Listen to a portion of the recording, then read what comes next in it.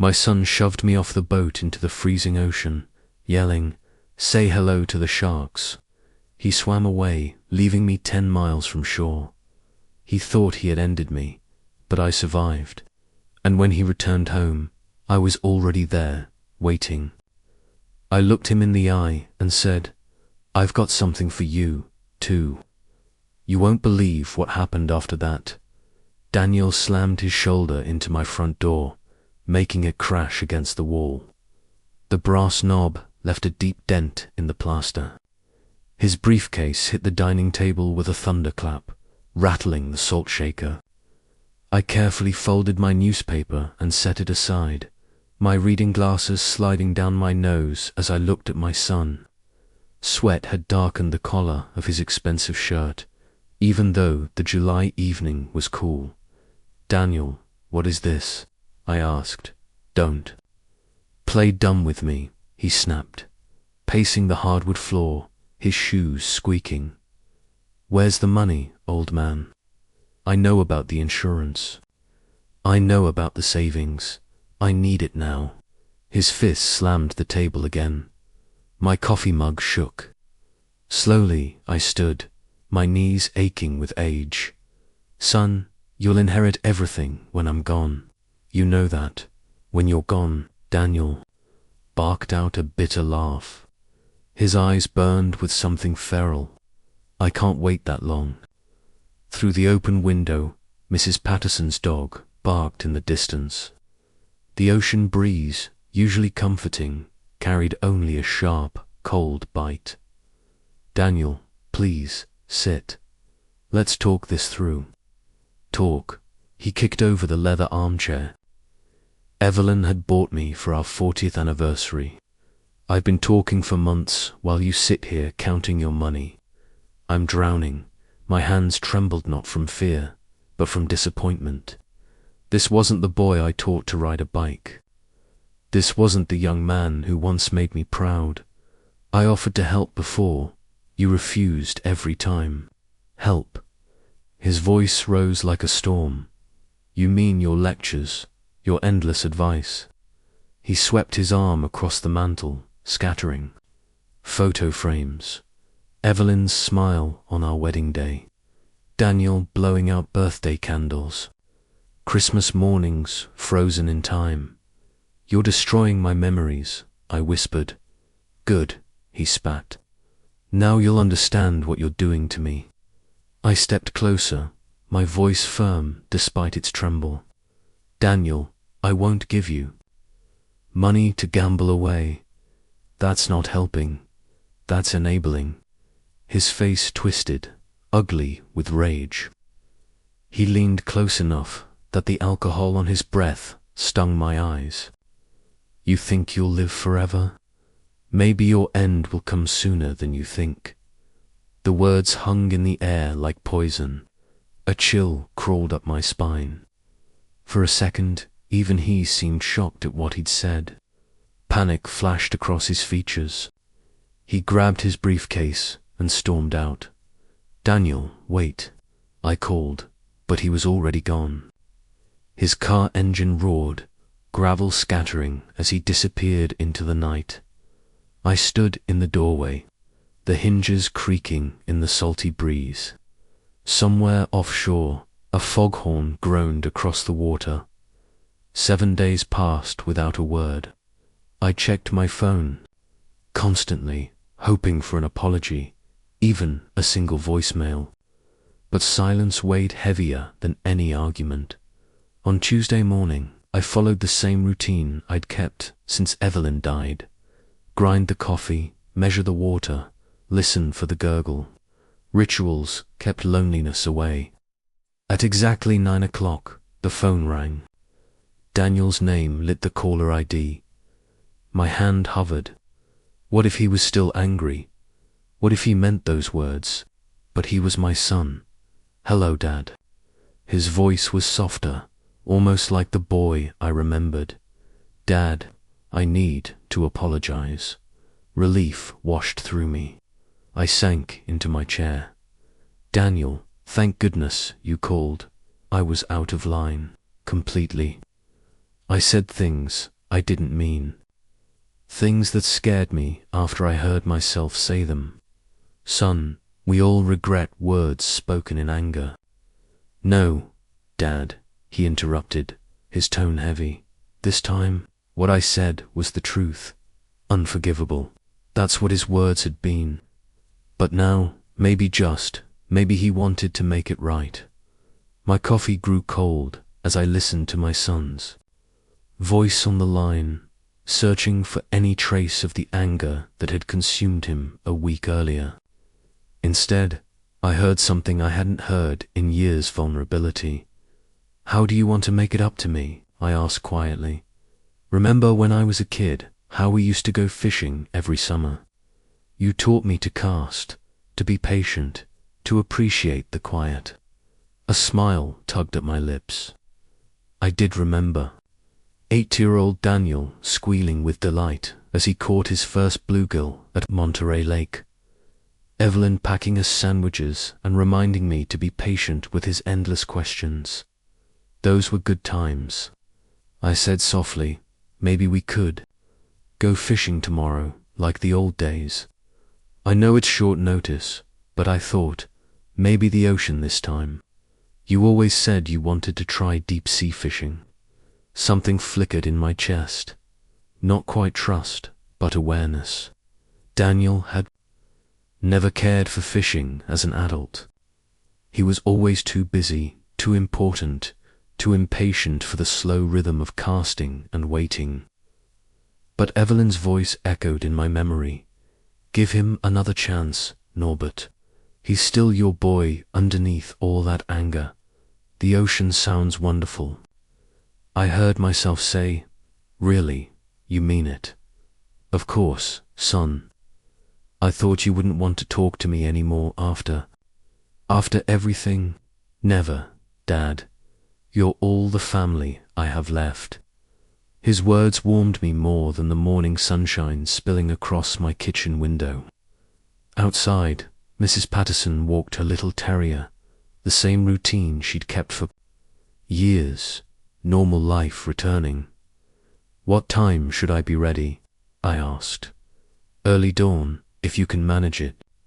The fish bite better in the morning, and we'll need to go pretty far out to find the good spots. How far out? 10, maybe 15 miles. Will the big fish live? I made a mental note to check my old fishing gear. Maybe buy some new tackle suitable for the ocean. It had been years since I'd cast a line anywhere but the calm waters of Monterey Lake. I'll be ready, I promised. Thanks, Dad. This means everything to me. After I hung up, I stood in the kitchen for a long moment, watching steam curl from my abandoned cup. Tomorrow, I would have my son back. Tomorrow, we would rebuild what had been broken. I picked up my coffee and wandered to the window, staring at the Pacific in the distance. Somewhere out there, fish were waiting. The bell above the tackle shop door chimed as I stepped inside. The air smelled of rubber boots, salt-cured bait, and possibility. Nor Barrett. Charlie Mendez greeted, looking up from his rows of lures. Haven't seen you in a while. Going after those lake trout again. Actually, Charlie, I need something different today. I pulled the list I'd scribbled over breakfast. Ocean fishing, deep water. His weathered face creased with surprise. Ocean, that's a change for you. Special occasion. Fishing with my son tomorrow. He wants to try the big waters. Well then, let's get you set up. Charlie stepped from behind the counter and guided me toward the rod displays. For ocean work, you'll want something with backbone. This one here, medium heavy action, 8 feet. Good for rockfish, linkard, maybe even halibut, if you're lucky. I tested the rod, feeling its weight and flex. It was heavier than my lake gear, more serious. This feels good. You'll need stronger line too. 20-pound test, minimum. Ocean fish fight harder than anything you'll find in fresh water. With practiced ease, Charlie spooled new line onto my reel. Where you heading out from? Daniel mentioned pretty far. 10, maybe 15 miles. Charlie paused mid-turn. That's serious water, Norbert. You taking your own boat? Daniel's handling the arrangements. He gave me a look. Make sure you've got safety gear. Radio, flares, life jackets. Ocean doesn't forgive mistakes the way a lake does. I nodded, though Daniel hadn't mentioned safety equipment. He'd always been confident, even as a child. Maybe too confident. Let me grab you some circle hooks. Less likely to gut hook the fish. Sardines work well, but I've got some lures that might interest you. 30 minutes later, I left the shop with a lighter wallet and a bag full of new gear. The afternoon sun warmed my shoulders as I drove home, already imagining tomorrow's adventure. Halfway through organizing my tackle box, the phone rang. Dad just wanted to confirm everything for tomorrow. I'm all set, Daniel. Just got back from Charlie's with some ocean tackle. Perfect. And you're okay with going pretty far out? I know you're used to staying close to shore. Something in his voice made me pause, an urgency that didn't quite match the casual conversation. How far are we talking? Far enough to find the really good fish. Trust me, Dad, you'll love it out there, just the two of us. Middle of the ocean, nothing but water for miles. On paper, it sounded peaceful, quiet, isolated, perfect. After Daniel hung up, I stayed in the kitchen, packing for tomorrow's trip. Ham and cheese sandwiches, the way Evelyn used to make them. I filled my thermos with coffee. The weather app, lightwinds.com, sees perfect visibility. Everything pointed to a flawless day. I laid out my clothes, old jeans, a warm jacket, and my lucky fishing hat, the same one I'd worn the day Daniel caught his first fish 25 years ago. That night, I set my alarm for 5:30 a.m. though. I knew excitement would wake me earlier. As I turned off the lamp, my eyes drifted toward the window. The moon cast a silver trail across the water, pulling my thoughts out to sea. Tomorrow, Daniel and I would be out there, just us, trying to rebuild what we'd lost.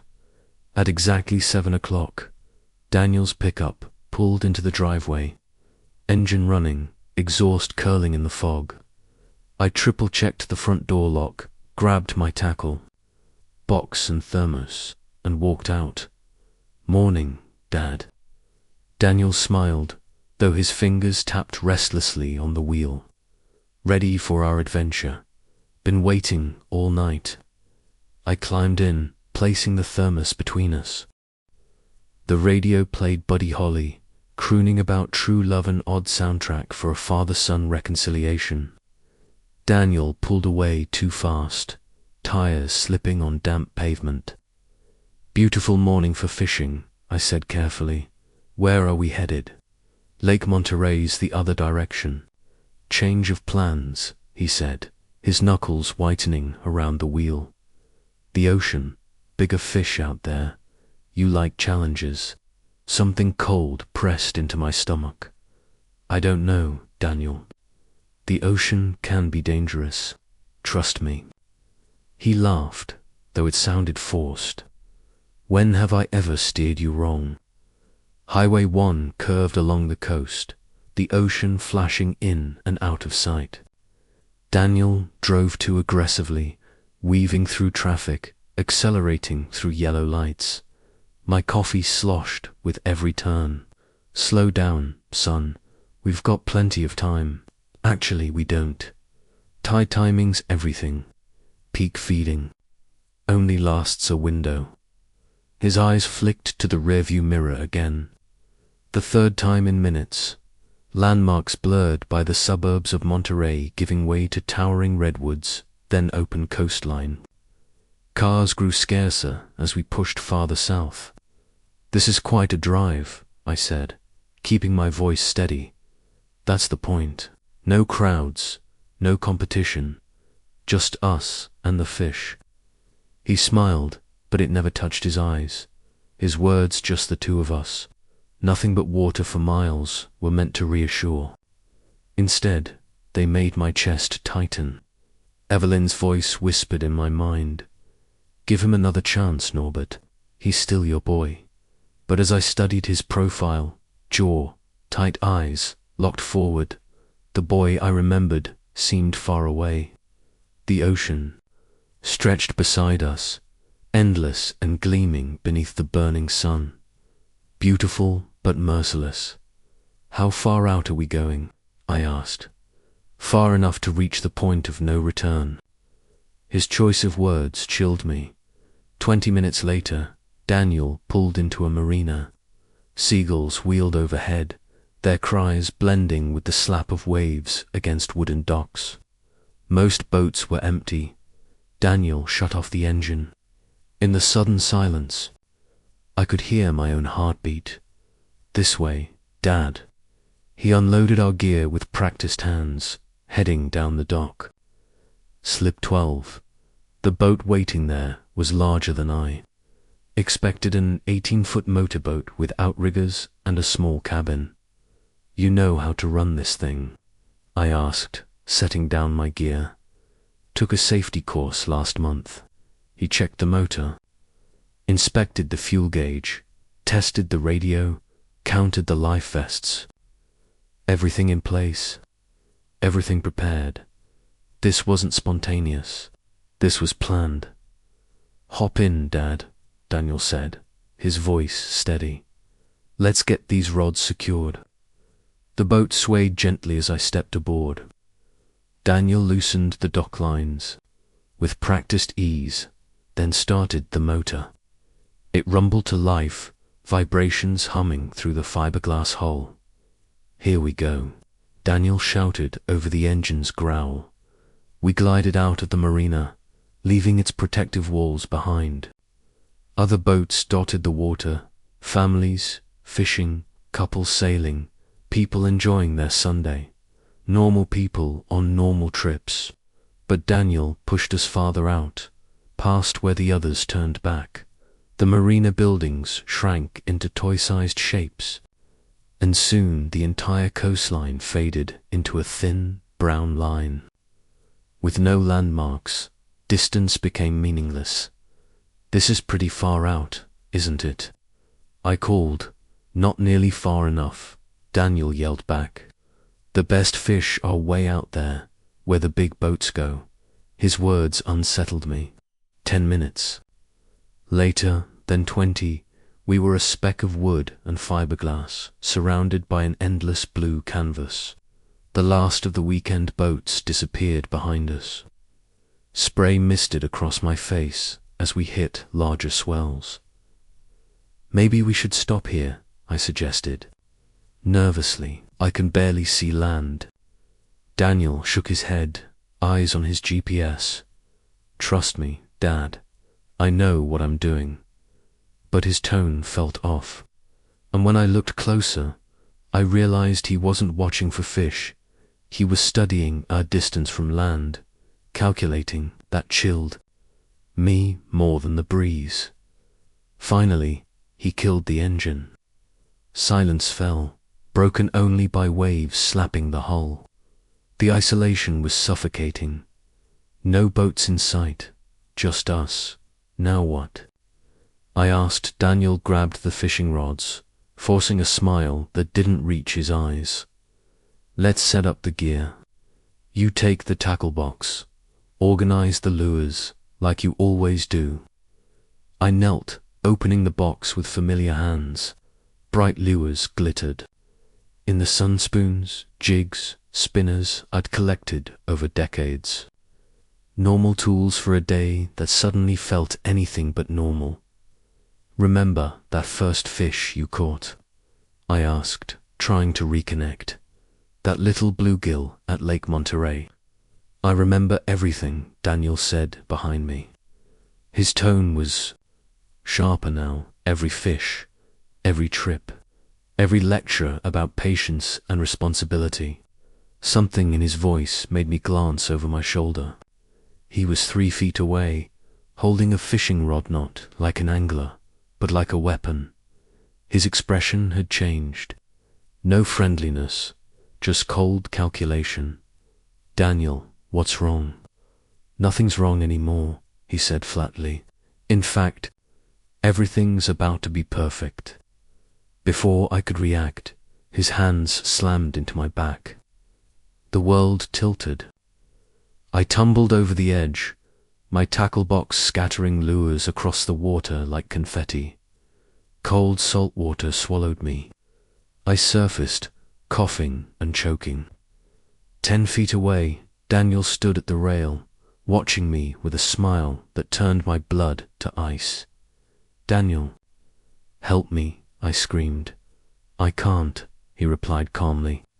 "I hope there are sharks out here that would make this even more perfect." The betrayal hit harder than the water's chill. This wasn't a mistake. My son had brought me here too. "Die, now. I'll finally get your inheritance," Daniel said, almost cheerfully. "The life insurance, the house, everything." I tried swimming toward the boat, but my heavy jacket dragged me under. Daniel didn't even pretend to help. He started the motor instead.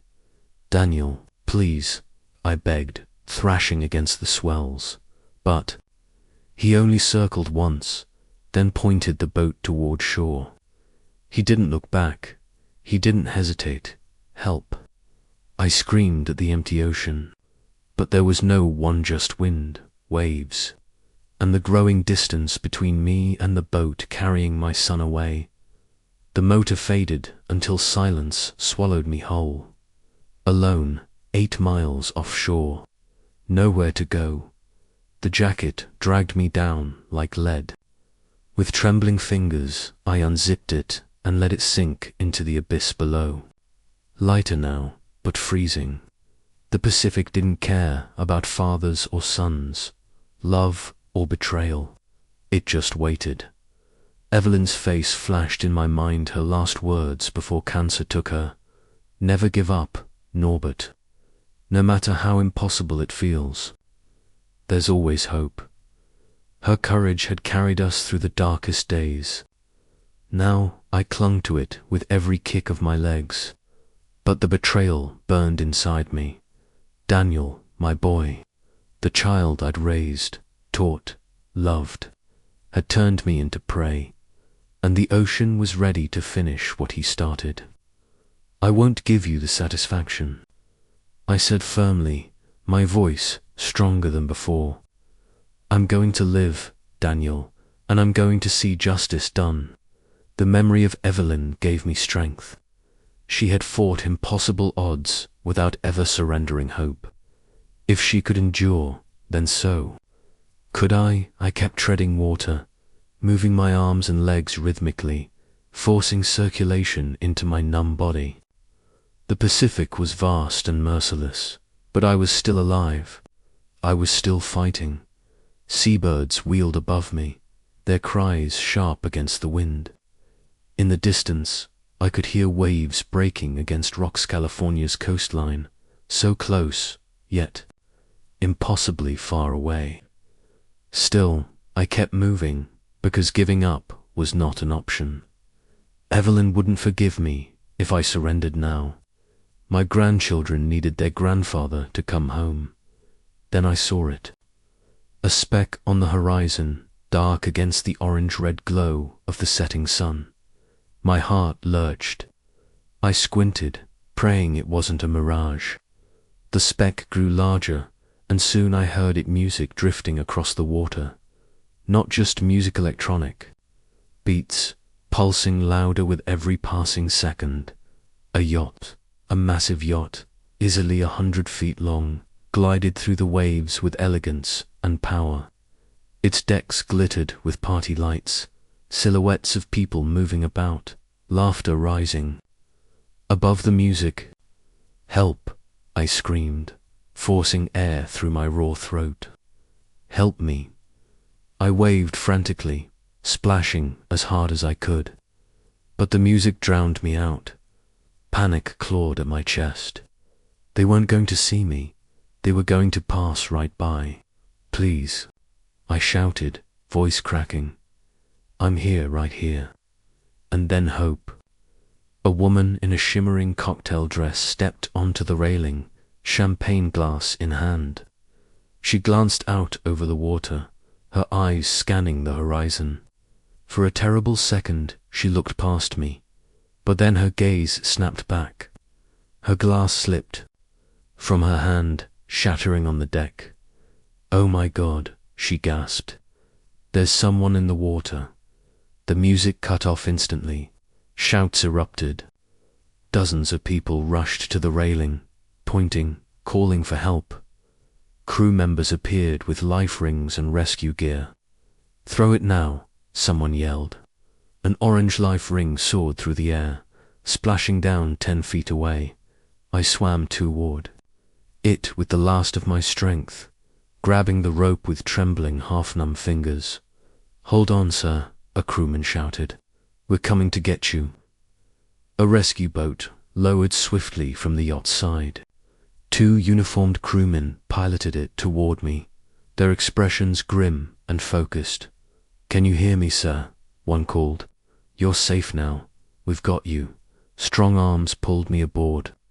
I collapsed onto the small deck, shivering uncontrollably as seawater streamed from my clothes. My muscles screamed in pain, my lungs burned, but I was alive. "Get him aboard immediately," barked a commanding voice. Medical attention, blankets, hot coffee now.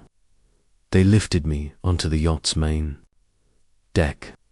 Concerned faces surrounded me, guests who on Lemuniets ago had been laughing and dancing, now transformed into rescuers.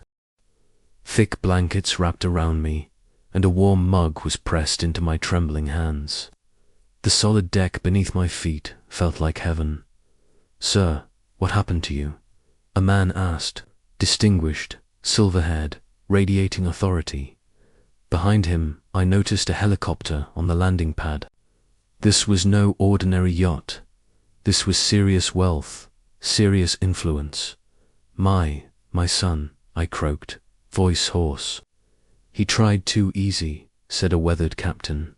"Take your time, you're safe now." As they guided me toward the warm interior, I caught snippets of shocked conversation. How long was he out there? Incredible he survived. Inside the yacht's grand salon, guests hovered with concern. The silver-haired man stepped forward again. "Take your time," he said. "My name is Senator Jack Blackwell. This is my yacht. You're safe here, as senator." That explained everything. I set the mug down with trembling fingers and faced them. They deserved the truth. "My name is Norbert Hayes," I began.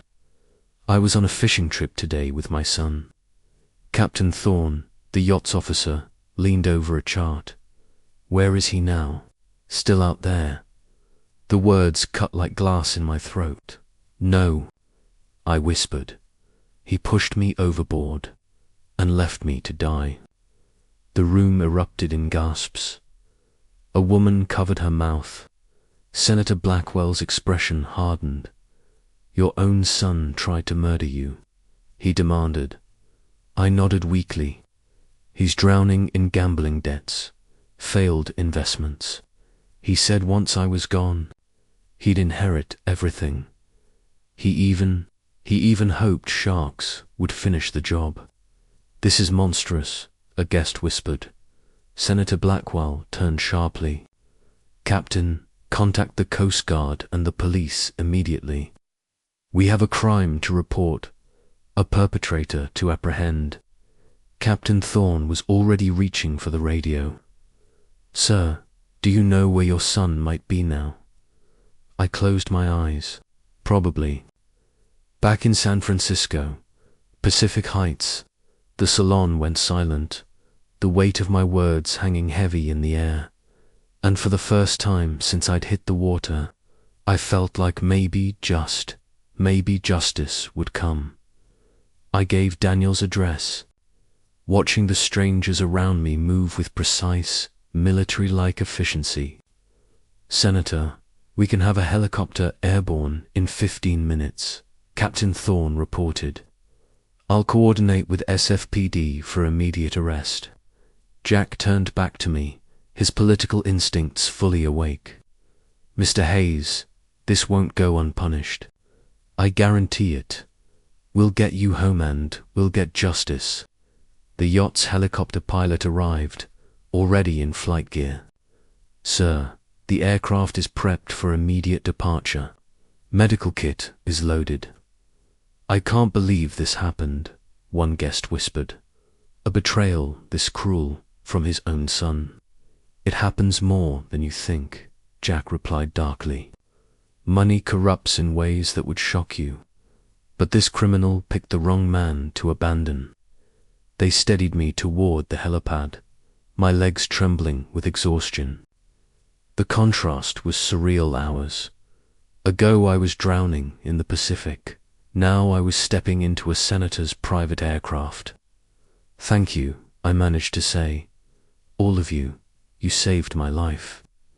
"Daniel Hayes will spend the next 20 years regretting his choices," Jack declared. "I'll personally see that the district attorney prosecutes to the full extent." The helicopter's rotors thundered to life, scattering napkins from the abandoned party. Far away, the sun dipped into the horizon, painting the sky orange and crimson. My son thought he had killed me today. Instead, he awakened a sleeping giant. Justice was already moving. "Inside the yacht's comes room," Jack's voice rang with authority. "Detective Lopez, Senator Jack Blackwell speaking. I'm reporting an attempted murder that requires immediate action. The suspect attempted to drown his father for inheritance money. Yes, detective, his own father. The victim is here, alive and ready to testify." I sat wrapped in blankets, still absorbing the surreal shift from near-death to being under the protection of California's most powerful senator. Jack, composed and commanding, relayed my son's information with military precision. "Captain." Thorne appeared with charts. "Sir, Riley's completed the inspection. We can be airborne in 20 minutes. "Excellent. Mr. Hayes, are you medically cleared? The flight is 90 minutes to San Francisco." "I'm ready," I said, surprising myself with how steady I sounded. Jack continued into the receiver. "Detective, have patrol units coordinate. The suspect believes his crime succeeded. He won't be expecting company. Priority arrest. I want him in custody before sunrise."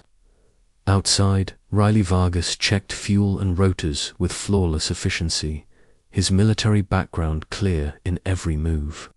"Flight plan filed for emergency priority," Captain Thorne added. "Coast Guard has cleared our route."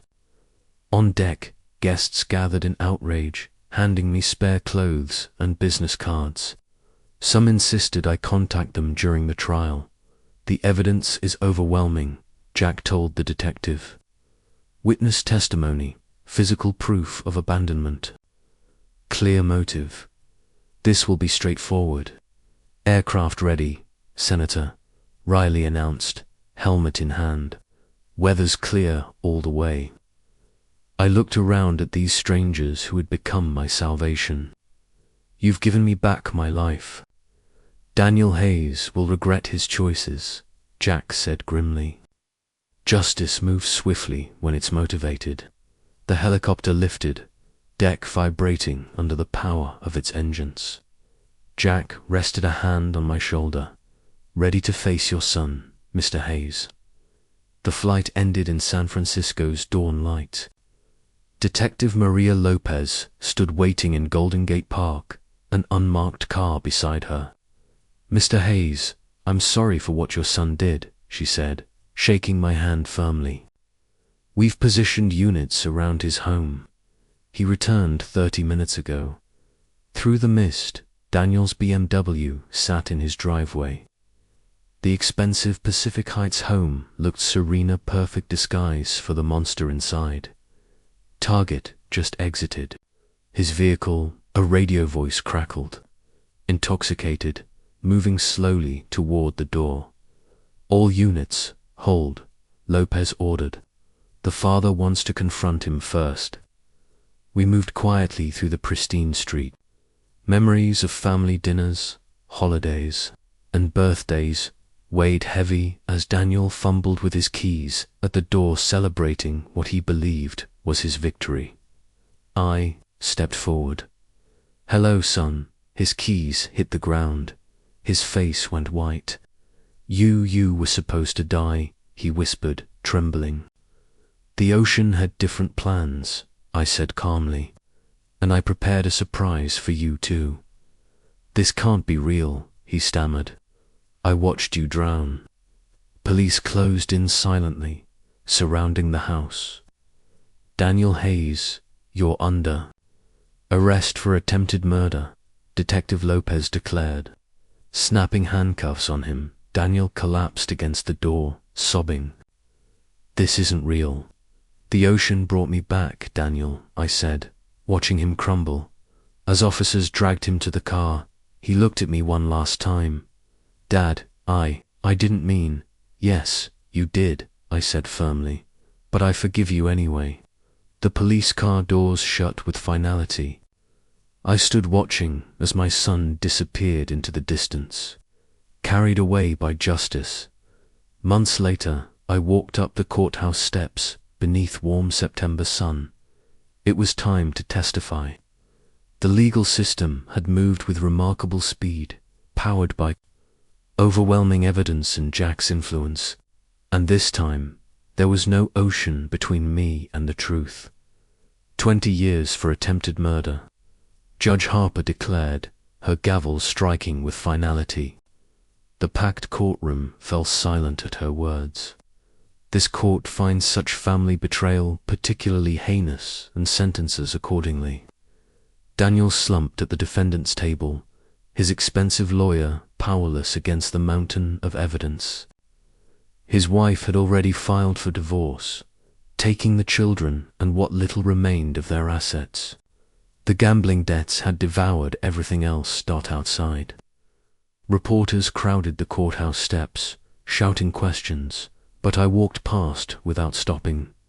Justice had been delivered. No further commentary was necessary.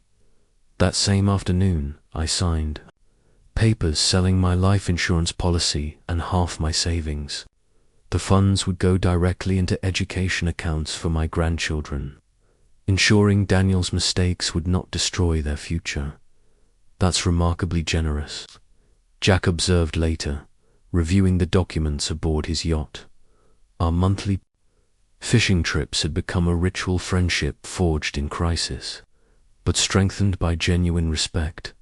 Evelyn always believed children shouldn't suffer for their parents' sins. I replied, casting my line into the Pacific, the very waters that had nearly claimed my life. And besides, I have more than enough for what I need. We fished quietly, comfortable in the silence of two men bound by extraordinary events. Jack's influence had ensured swift justice, but our relationship had grown beyond gratitude. Any regrets about the volunteer work? He asked, checking his bait. None, I said firmly. 3 days a week, I help train ocean rescue volunteers, sharing survival techniques with those who may face the same kind of danger. Turning trauma into purpose feels right. The program had welcomed me wholeheartedly. My story was now part of their curriculum, a real-world lesson in perseverance and the importance of hope. Evelyn would approve. I continued, watching seabirds dive gracefully into the waves. She always believed suffering meant nothing, unless it helped someone else. Daniel's letters from prison remained unopened in my desk drawer. Someday I might read them, might even face him in person, but not yet. Forgiveness, I had learned, was a process, not a single act. The sun dipped toward the horizon, setting the Pacific ablaze in gold and crimson. Jack and I packed our gear with the quiet satisfaction of another peaceful day on the water. The same ocean that once tested me will to survive now gave me solace and companionship. I touched the worn photograph of Evelyn in my wallet, her smile unchanged, as bright as the day we were married. She would be proud of how this story ended, not with revenge, but with justice, generosity, and renewed purpose. The yacht turned toward shore, carrying two friends who had discovered that even the deepest betrayals could lead to the most meaningful connections. Justice had been served. Life continued richer, fuller, stronger than before. If you enjoyed this story, please like the video, subscribe to the channel, and share your thoughts in the comments. To hear the next story, click on the box to your left. Thank you for watching.